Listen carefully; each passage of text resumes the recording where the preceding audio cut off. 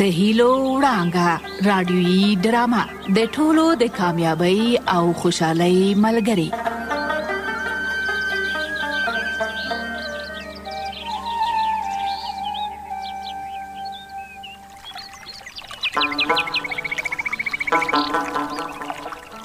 درنو او عزتمندو دوستانو، په سلامونو مو هرکلی کوم. هیله ده چې تر دې مهاله مو د هیلو وړانګه ډرامه اورېدلې وي. تاسو به په تېره برخه کې اورېدلې وي چې سنګین نوی کور جوړوي. د سنګین مور او پلار د خپل نوي کور په لیدو ډېر خوشحاله شول او د ویاړ احساس یې وکړ، ځکه چې هره مور او پلار د خپل اولاد پر نیکو اعمالو او پرمختګ خوشحالیږي او د خدای شکر ادا کوي او له دغې پیرزوینې مننه کوي. هو، عبادت غوره عمل دی، خو د مور او پلار خدمت او اطاعت هم تر عبادته کم نه دی. چا چې د مور او پلار دعا اخیستې، په دواړو جهانونو به سر لوړی وي. زما کور پتا جنت دی، ما لپاره فرښته یې، ژوند له تا نه عبادت دی، ته د ژوند د غره چینه یې، مور خوږې مورې.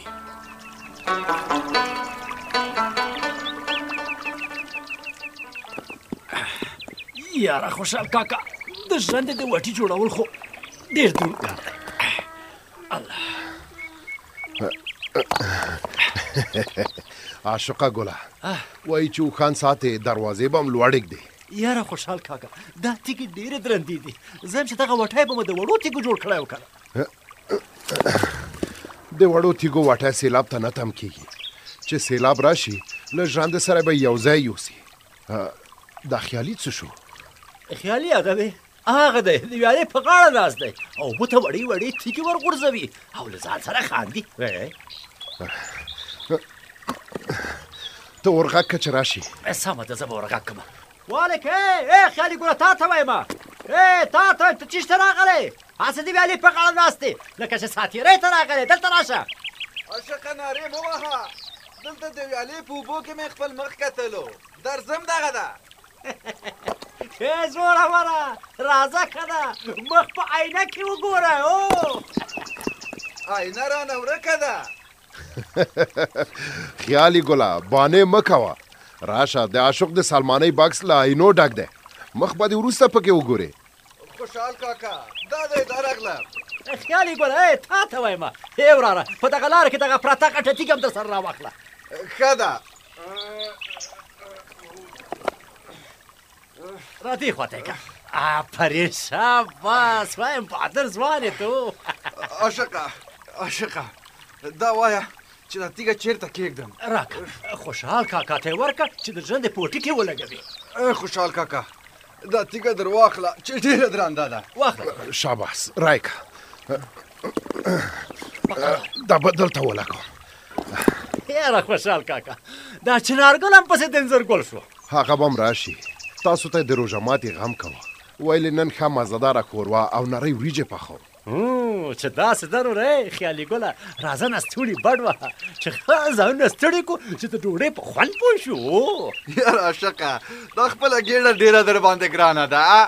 تا خو لکه چې بیخي خولې ته قلف اچول، یوه مړۍ هم ګېډې ته نه ورتېروي. عاشقه څنګه داسې له خندان اشنا یاست لکه چې د وریجو وږمې در باندې لګېدلې دي که څنګه؟ یاره چنارګله چې دومره غټې غټې تیږې پورته کوو نو نرۍ وریجې خو رانه جار شه. که بد مې ویلې؟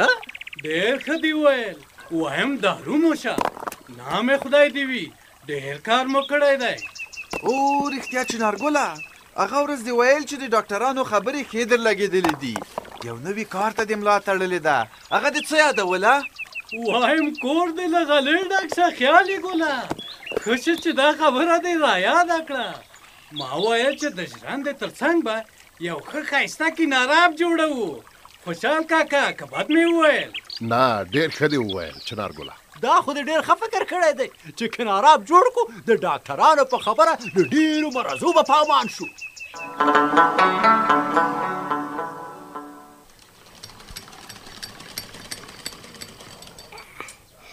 صبر داسې جامې به درته جوړې کړم چې خلک به ورته حیران شي.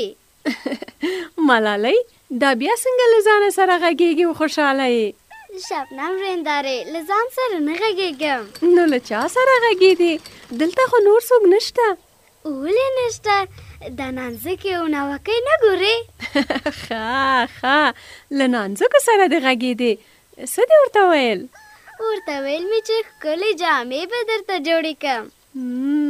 دا جامې نو نانځکو ته جوړوې ها؟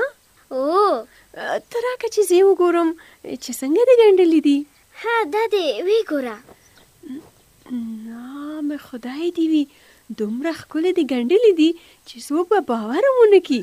ورېندارې دا خو مې له تا نه زده کړې دي. نو ما خو یې له څو ورځې د ټوټو ګنډل در وښودل. ته خو په همدې څو ورځو کې پوره خیاطه شوې. شبنم دا بیا څوک خیاطه شوه؟ صدقې ترورې ملالۍ یادوم. څه شي ګنډلي دي چې دومره صفتونه یې کوي؟ ته وګوره خپلو نانځکو او ناوکیو ته یې څومره ښکلې جامې ګنډلې دي.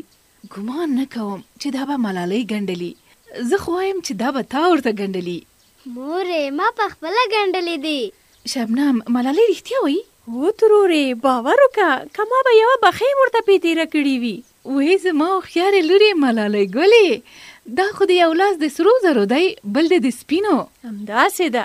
په ماشومانو کې مې داسې ماشومه نه ده لیدلې چې په څو ورځو کې دې په خیاطۍ کې دومره تکړه شي. چې داسې ده نو ملالۍ به پوره خیاطه شي. زه وایم چې اوس به هم د ماشومانو جامې خو وګنډلی شي. خیاطي د همدې لپاره یادوم چې د ماشومانو جامې وګنډم. نو د ماشومانو جامې د څه لپاره زده کوې؟ شبنم رنداره مې پوهېږي. ملالۍ ستا په خبره ونه رسېدم. ځه هسې وایې ښه پې پوهېږې. باور وکړه سر مې نه شو پې خلاص. مورې ته مې زما په خبره ونه پوهېدې؟ خو ته دې پوره خبره وکړه چې زه او شبنم دواړه پې وپوهېږو. چې د ورېندارې مې ماشوم پیدا شي زه به ښکلې ښکلې جامې ورته ګنډم.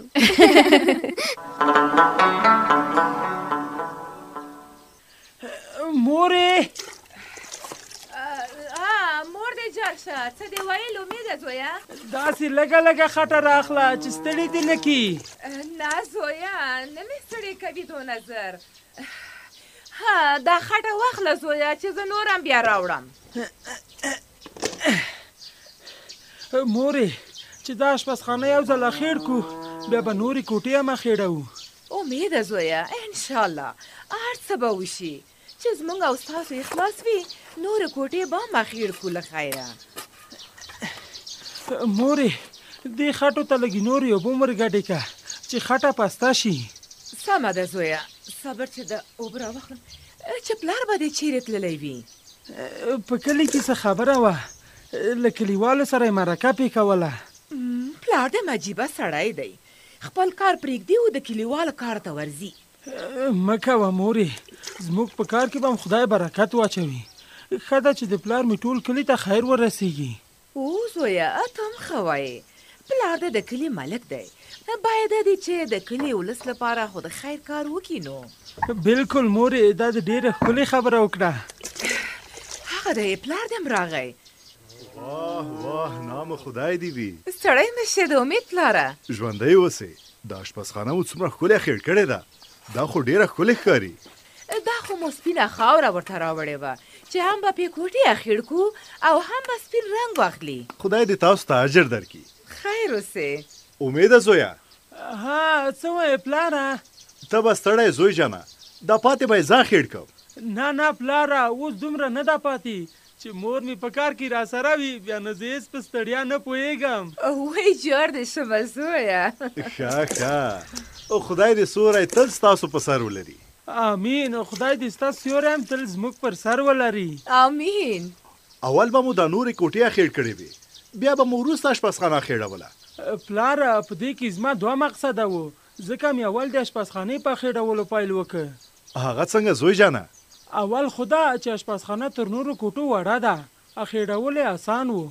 بله دا چې اشپزخانه د پخلي ځای دی، باید دی چې د پخلي ځای تر ټولو مخکې پاک او صفا وي. امید ښه وایي، اشپزخانه خدا د اخیړ شوه، دا نورې کوټې به هم له خیره زر اخیړو. په نورو کوټو کې به زم در سره مرسته وکړم، تر تاسو به ډیر کار کوم، ځکه چې نن مې تاسو سره هیڅ مرسته ونه کړه. خیر اوسې.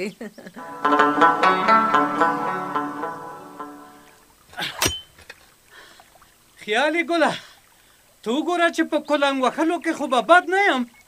یاره چنارګله، وایم داسې کلنګ وکې چې په تیږه ولګېږي، سرې سپرغۍ ترې پورته شي. چنارګله منم دی، دا ځای دې ډېر مناسب ځای ټاکلی دی. یاره عماد خانه، زړه مې دی چې په دې ځای کې داسې یو کناراب جوړ کړم چې تاسې به هم ورته حیران پاتې شئ. چنارګله، ما هم په کور کې کناراب جوړ کړ، که په ټول کلي کې جوړ شي د ډاکټرانو په خبره کلیوال به له مرضونو په امان شي. چنارګله، چې د روزګار شم زه هم لاسته ته درځم، تشویش مه کوه. عاشقه، ته د خپل کار کوه، له ما سره د خیالي او عماد خان غوندې تکړه ځوانان شته. اوه ماته مصیبته تا ته وایم، تو نه ګورې چې چنارګله ستړی شو؟ کلنګ ترې راواخله. واه عاشقه، د خلکو ویښتان جوړوه، هسې نه د بیاتي په څوکۍ سرونه او غوږونه زخمي کې. ماته مصیبته، عاشق هم بد نه وایي، روژه ده آخر، تر راواخله دا کلنګ چې چنارګل ستړی شو. نه خیر دی، دومره نه یم ستړی. څنګه نه یې ستړی؟ ساعت دې مرۍ ته راغلې ده او ته لا وایې چې نه یم ستړی. واخله همته مصیبته، کلنګ ترې راواخله. نو کلنګ ته ولې نه اخلې چې په ما امر کوې؟ ما مخکې لاسونه پکې تڼاکې کړل، اوس تا وار دی. چې داسې ده نو چنارګله خوښه چې زم لاسونه پکې تڼاکې کړم.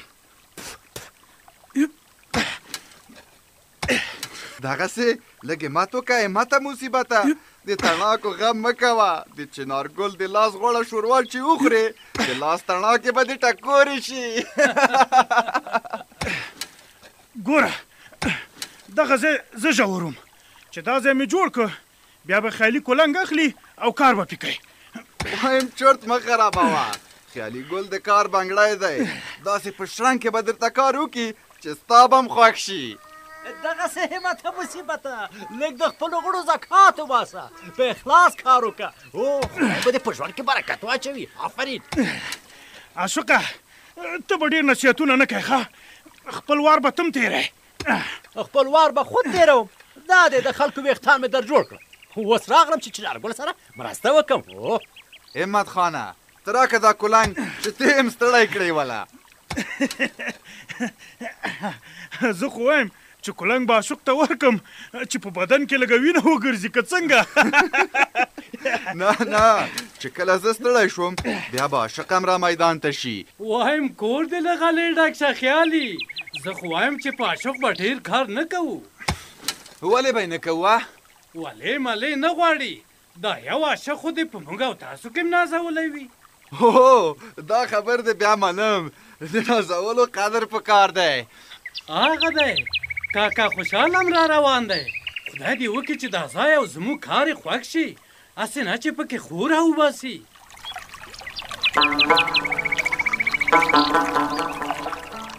قدرمنو عزیزانو، خپلو وړو ماشومانو ته د هغوی د غوره راتلونکي لپاره نوي هنرونه ور زده کړئ څو په ژوندانه کې بریالي واوسي او د بریالیتوب لپاره تل هڅه وکړي. د خلکو په خبرو پسې مه ګرځئ، ځان ته موخې وټاکئ او په خپلو موخو پسې ونښلئ څو هدف ته ورسیږئ. خوبونه د هغو رښتیا کیږي چې خوب ویني. تر بیا مو په لوی خدای سپارم، روغتیا مو په برخه.